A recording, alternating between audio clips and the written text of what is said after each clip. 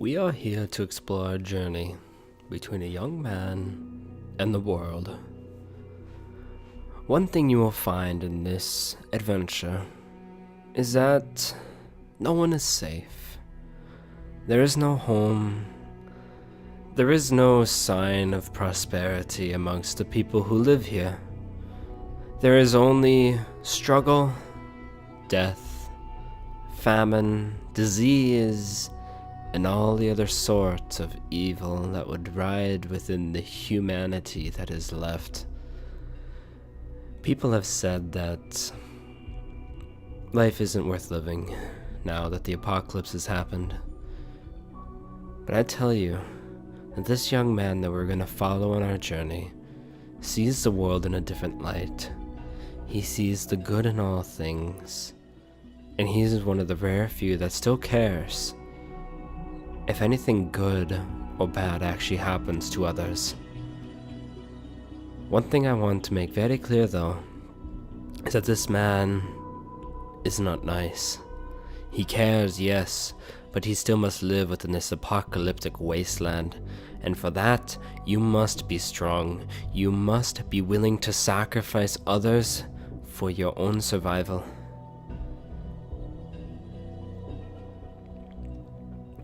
One thing that he never got around to was finding his family after the apocalypse had happened. It's been nearly 30 years since. At the age of 55, this man, wandering the world, is still trying to find a way to make meaning in everything. A way that people nowadays don't understand. And he wants to make good. Unfortunately, the rest of the world would rather see him dead than anything else. But we start our adventure with him, this old man, young man, whatever he is. We see him walking along a desert road, highways overfilled with looted out cars, eroded metal, and tapped oil stains on the ground. We see birds flying overhead, some with 2 heads, some with none. The vultures that sit around eating the carcasses are gently eating stuff that they have already eaten months before. As we see this old man travel along within the wastes, we find him stop for a moment under a highway bridge. He looks at a car. It's an old Chevy. Seems as to be mostly still intact. Kind of surprising in this time, but he takes a look at it. He goes on the inside, checks it out.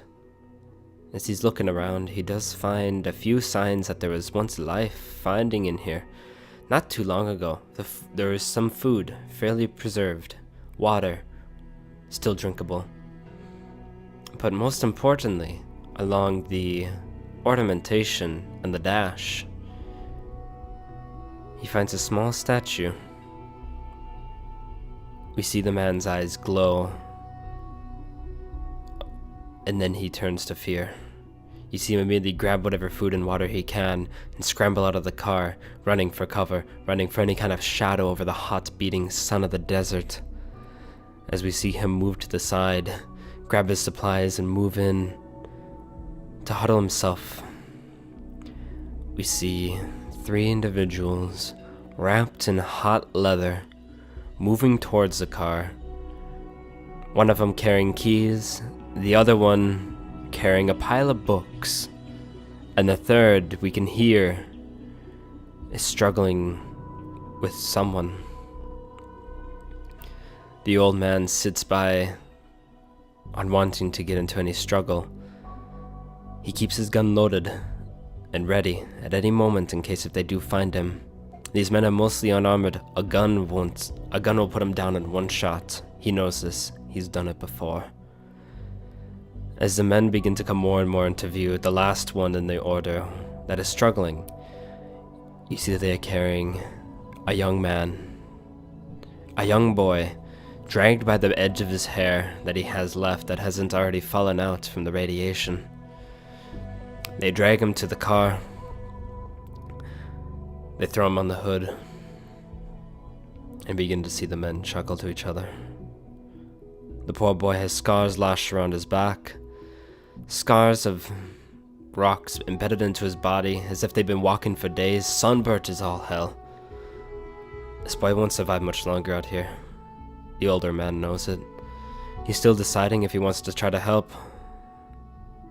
Moral debate goes in his head, wondering if this boy is any kind of a convict, if he's wondering if the boy is innocent and these men are raiders truly, or are they just doing it for the sake of doing it? Are these not raiders? Are these just the normal people that walk around the waste at this time? But one thing's for certain.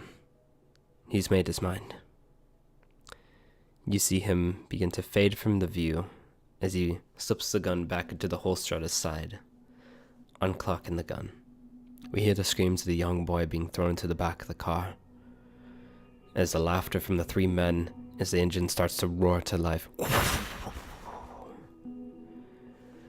As you begin to hear the tires squeal and peel out, the old man finds cover above the bridge as they move away. Not paying any attention to him, there's no reason for them to.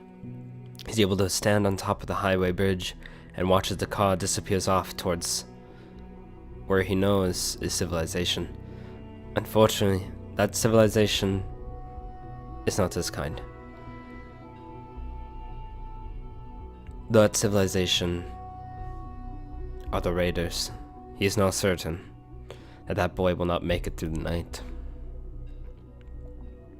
He may have cost that boy his life this time, but he knows if he would have gone to a scuffle with those three, it would have either happened that both of those men died,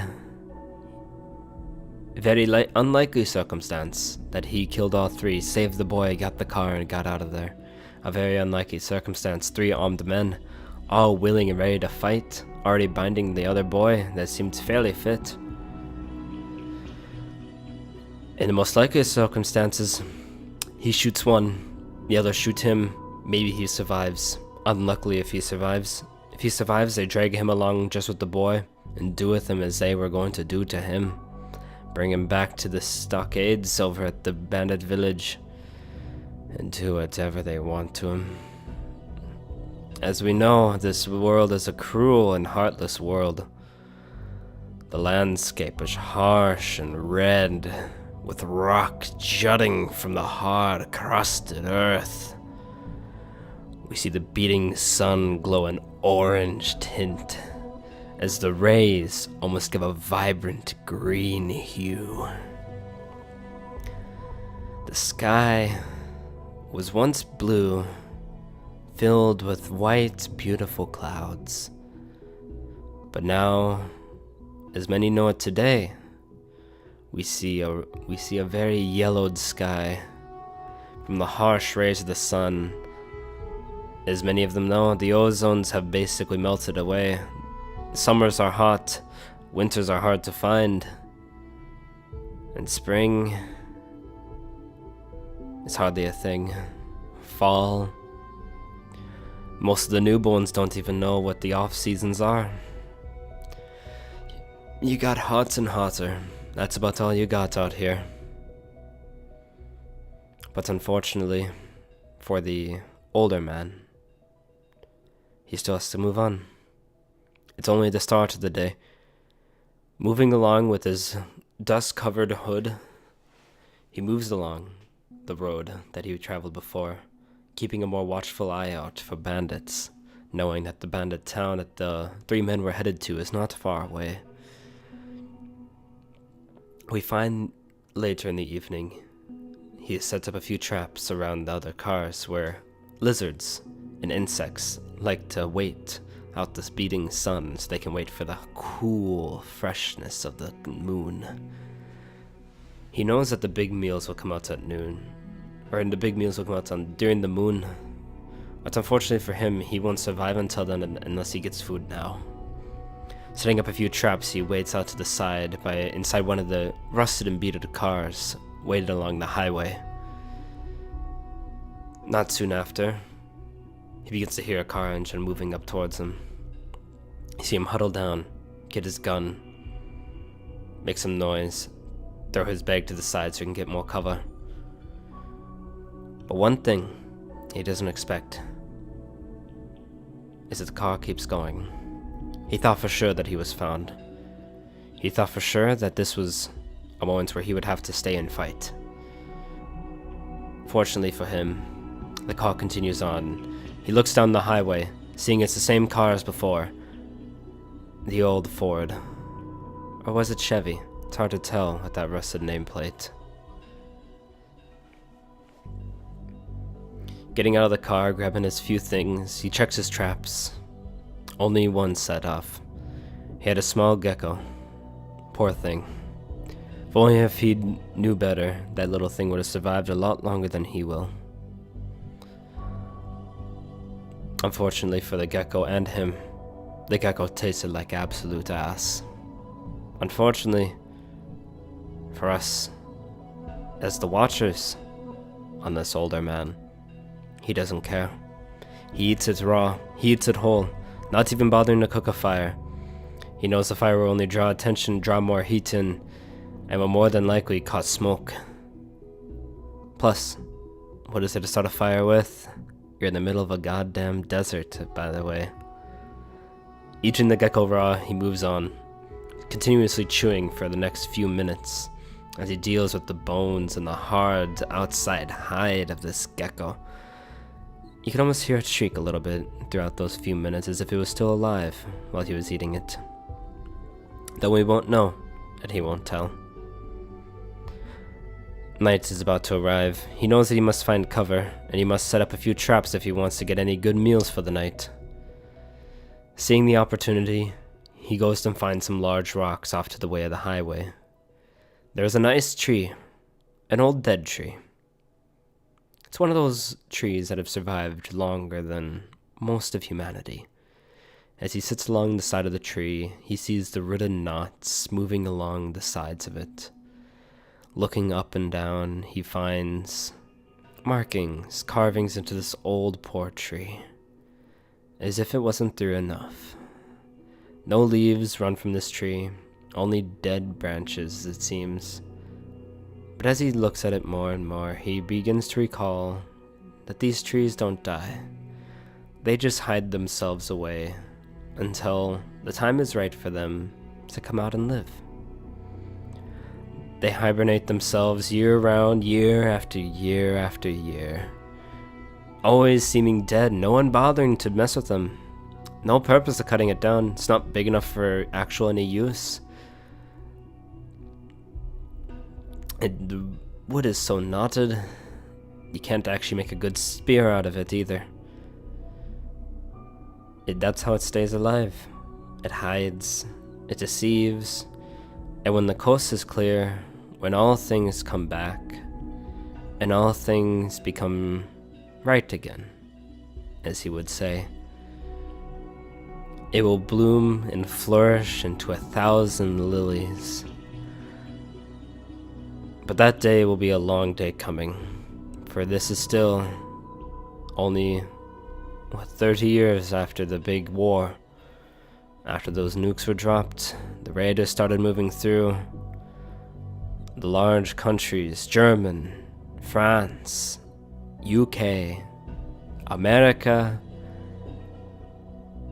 and even China fell to terrorism, to war, to famine, to death. Some could say this is Ragnarok.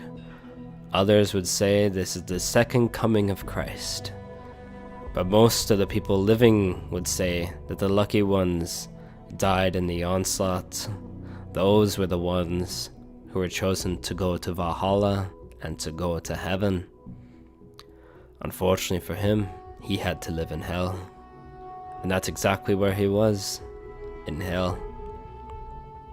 Setting up a few traps around the large rock, he keeps an eye out for the larger creatures that roam in the night.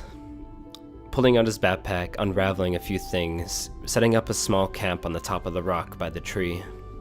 We see him start to assemble what looks to be a larger rifle.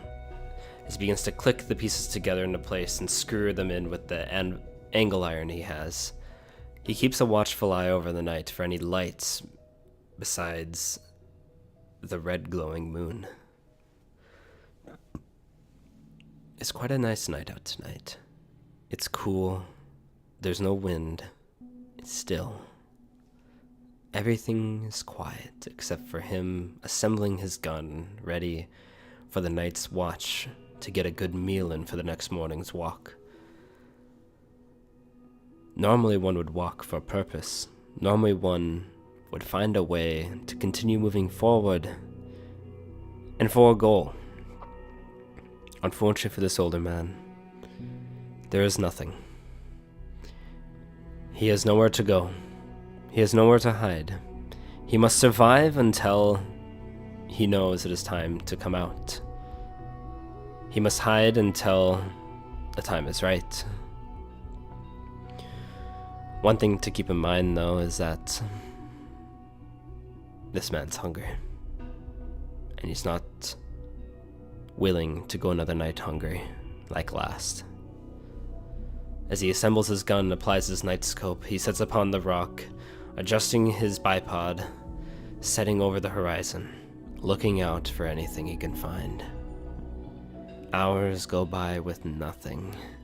No sound, only his still breathing against the cool rock that he lay upon. As he's about to doze off from exhaustion, he hears a twig not too far off. A small noise, some rocks moving, shuffling. He takes his scope out and aims it. As he's about to pull the trigger, as he's hungry and wanting of whatever it is out there, he quickly notices that it's a man. It's the boy from earlier. How did he get out of there? How is he there? You can see the hair patched out of him, falling out, the large lumps over his back, still scarred, and the large stained blood over his lower pants, torn and ragged. Seeing it, the older man keeps his scope on him, watching.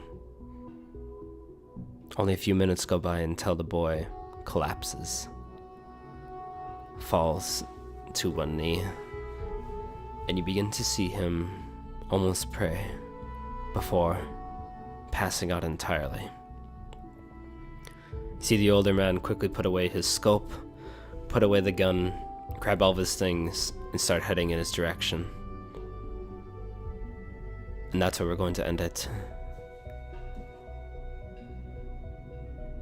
The journey in the apocalypse is harsh and long, but hopefully together we can put a story in this old man's heart. Thank you.